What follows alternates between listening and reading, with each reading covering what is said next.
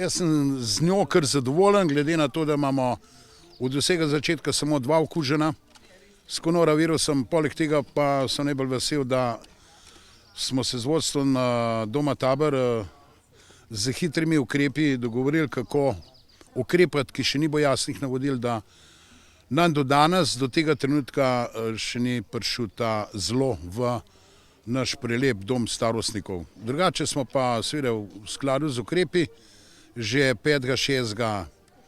marca zaprli tako športno dvorano, kulturni hram, nogometni center, osnovno šole, vrtce.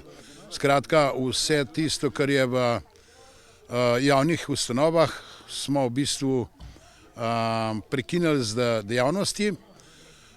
Poleg tega pa tudi občinsko upravo je še delovala do tako rekoč do 1. aprila, ne v polni sestavi, dočim po 1. aprilu pa sem tako rekoč 9 zaposlenih delajo in delujejo od doma.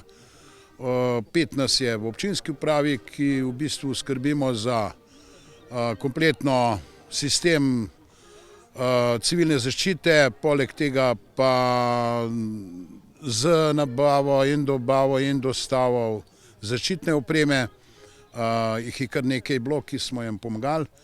Tako da moram pa povedati, da smo tudi včeraj in danes se raznašajo po gospodinjstvih, to delajo vaške skupnosti in gasilci, ki bomo popeljali tako rekoč za 7700 ljudi in od tega je 2500 gospodinjstv, ki dobi vsako gospodinjstvo 3 maske kot zaščitno sredstvo, ker vemo, da jih bomo še dolgo potrebovali. Ne samo v tem momentu, ki so določene omejitve, ampak tudi takrat, ko ne bo več omejitev, se bo potrebno zavedati, da nam maska še dolgo bo morala služiti za zaščito našega zdravja.